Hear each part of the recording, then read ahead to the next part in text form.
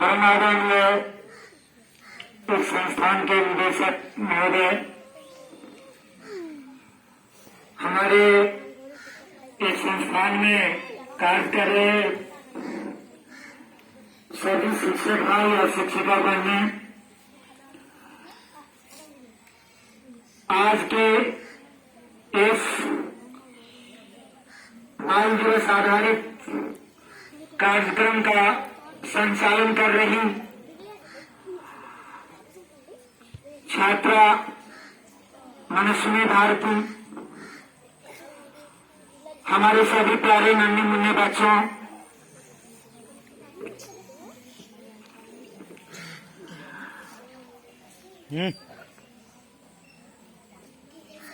आज हम लोगों के लिए ही नहीं, इस देश के लिए और थोड़ा आगे बढ़कर कहना चाहिए कि पूरी दुनिया के लिए एक अच्छा दिन है। वह दिन है जो विश्व के इतिहास में मील का पत्थर साबित हुआ है। आज हम बाल दिवस के रूप में एक ऐसे शख्स की जयंती मनाते हैं जिन्होंने न केवल आधुनिक भारत के निर्माण में अग्रणी भूमिका निभाई, बल्कि पंचशील और गुटनिरपेक्षता के माध्यम से वैश्विक शांति के लिए एक नया मंत्र दिया, एक नई दिशा दी। उस महान शख्स पंडित जवाहरलाल नेहरू, जिन्हें बच्चों से अतिशय प्रेम और बच्चों में अत्यधिक संभावना दिखने के कारण उन्हें चाचा नेहरू कहा जाता रहा है। देश के प्रथम प्रधानमंत्री के रूप में उन्होंने जितना कार्य किया, उससे कहीं अधिक महत्वपूर्ण कार्य उनके द्वारा गुलाम भारत में एक स्वतंत्रता सेनानी के रूप में किया गया।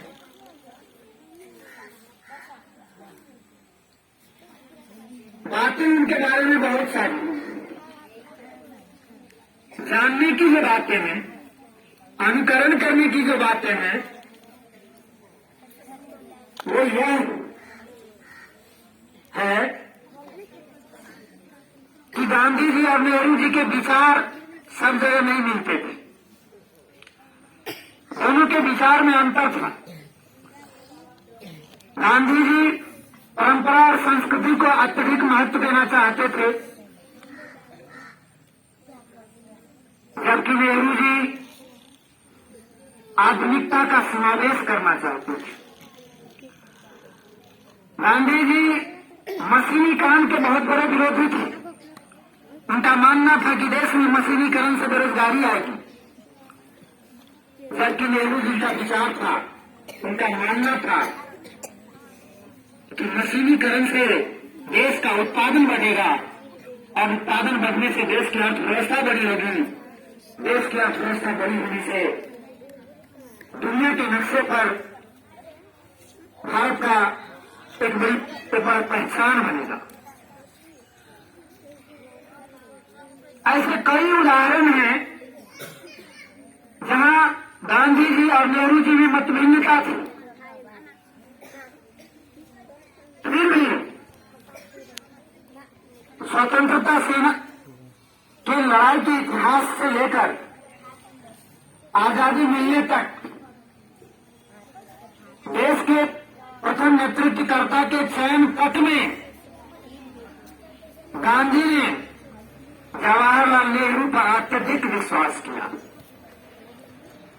बात अनुकरण करने की यह है कि मत में भिन्नता थी, फिर भी उन्हें संभावना दिखी कि देश के नवनिर्माण में, देश के कुशल नेतृत्व में जवाहरलाल नेहरू अधिक सटीक बैठते हैं। ये गांधी का मानना था। बाद में ऐसा हुआ या नहीं हुआ ये कहना मुश्किल है, क्योंकि कुछ लोगों का मानना है कि देश का इतिहास प्रथम प्रधानमंत्री के रूप में जवाहरलाल नेहरू के बजाय अगर सरदार पटेल होते तो कुछ तस्वीर दूसरी होती। कुछ लोगों का मानना है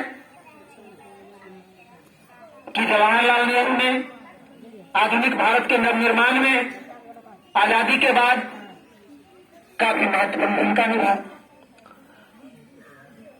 दूसरा जो अनुकरण करने का पहलू है, जो कि आदरणीय मनीषा भारती ने आपको बताया कि सुख सुविधा में पले बढ़े बच्चे अक्सर संघर्ष से मुख मोड़ते रहते हैं, लेकिन वो देश के सबसे अग्रणी परिवार में क्या सुख सुविधा होगा वो बताने की जरूरत नहीं है। ऐसे परिवार में पलने बढ़ने के बाद भी जब देश को जरूरत महसूस हुई तो उन्होंने स्वतंत्रता संग्राम में बढ़ चढ़कर हिस्सा लिया। इस दौरान आपको बताया गया कि अपने जीवन के लगभग 4000 दिन, लगभग 10-11 वर्ष उन्होंने जेल में ही बिता दिया। 10 दिन के लिए कोई जेल जाता है तो वो अलग अंदर परेशान होता है, बाहर में उनके परिजन अलग परेशान रहते हैं। लेकिन कल्पना कीजिए तो इतने सुकुमार व्यक्ति देश के कल्याण के लिए, देश को आजाद कराने के लिए अपने जीवन का एक हिस्सा जेल में बिता दिया। उनके संघर्ष करने की जो क्षमता थी, और वो भी जेल में रो के नहीं बिताए, हंस के बिताए, किताब को लिख के बिताया। जो दुनिया की एक मशहूर किताब है डिस्कवरी ऑफ इंडिया, उनको लिखा जेल में रह के। उनकी बेटी छोटी इंदिरा, छोटी सी उम्र की थी, जो घर पर थी, उनको पत्र के माध्यम से उन्होंने पढ़ाया। जेल से एक बाप पत्र लिखता है अपनी बेटी के लिए, और उस पत्र के माध्यम से बेटी पढ़ती है। ऐसे कौन लोग थे? तो हमारे चाचा नेहरू थे, जवाहरलाल नेहरू थे। ये भी एक अनुकरण करने की बात है कि संघर्ष में घबराना नहीं चाहिए।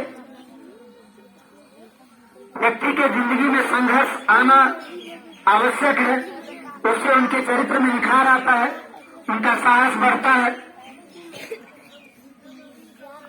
उसके बाद जब उनके प्रधानमंत्री बनाया गया तब भी उन्होंने सहनशीलता का विशा कुमारी हंसने आई है स्कूल में, और कोई प्रथम प्रधानमंत्री बने तो उन्हें सहनशीलता और सहिष्णुता का एक अद्भुत परिचय दिया। किस रूप में? तो आजकल देखिएगा कि राजनीति होती है और राजनीति करने वाले अपने विपक्षी पार्टी के लोगों का सार्वजनिक हानि करने से लेकर व्यक्तिगत हानि करने तक में नहीं चूकते हैं, बहुत नीचे स्तर तक चले जाते हैं। लेकिन वो नेहरू जी एक प्रधानमंत्री थे जो अपने विरोधी दल के व्यक्ति श्यामा प्रसाद मुखर्जी को मंत्री बनाने का प्रयास किया। उनसे मत भिन्नता थी बाबा साहब भीमराव अम्बेडकर की, उनको कानून मंत्री बनाने का काम किया।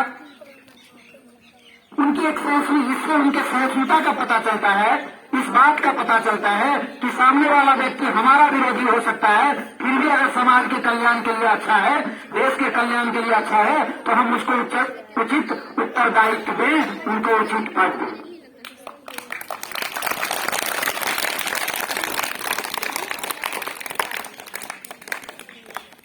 इस तरह की कई बातें हैं जो नेहरू जी में थी, वो बच्चों में अतिशय संभावना दिखता था उनको। वो सोचते थे कि इन्हीं बच्चों में से कल फिर कोई प्रधानमंत्री बनेगा, मुख्यमंत्री बनेगा, कलेक्टर बनेगा, डॉक्टर बनेगा, वैज्ञानिक बनेगा। इसीलिए इन बच्चों की परवरिश में कोई बेईमानी नहीं होनी चाहिए। और ये हकीकत भी है, सच भी है।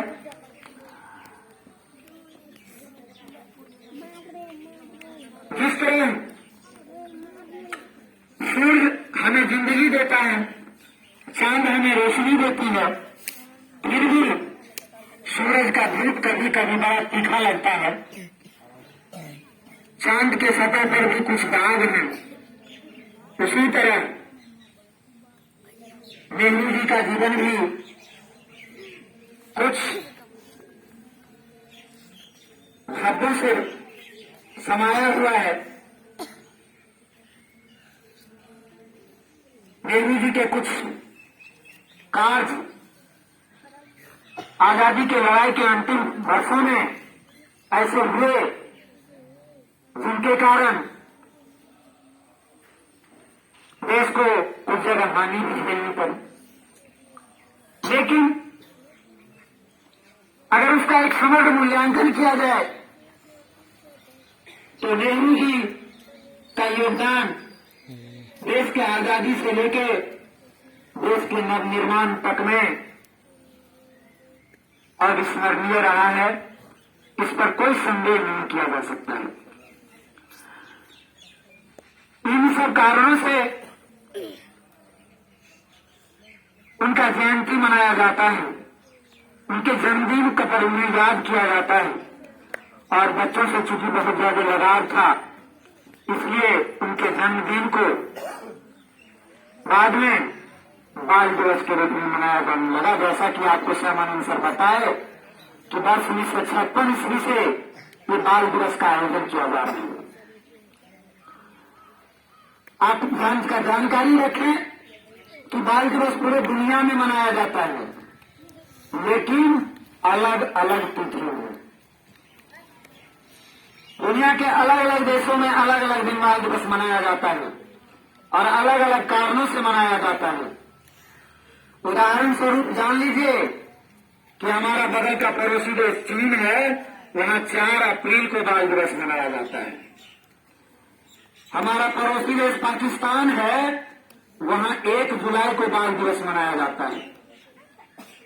अमेरिका में जून के तीसरे या चौथे हफ्ते मंगलवार को मनाया जाता है।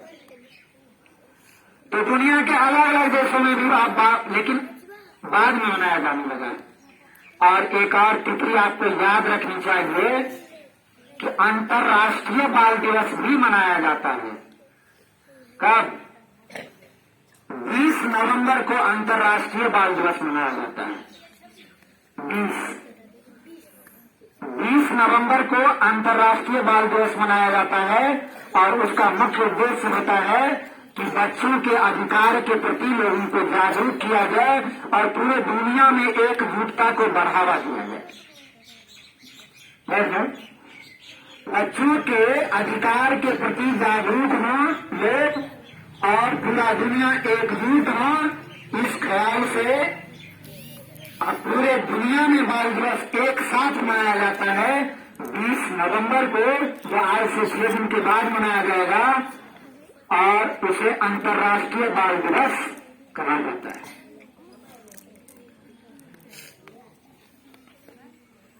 तो ये सब बातें हैं बाल दिवस के बारे में। दूसरी बात मैं बताना चाहता हूं कि अपने यहां वो परंपरा नहीं रही है कि एक बाल दिवस को मनाने के लिए 10 दिन का पढ़ाई रिजर्व कीजिए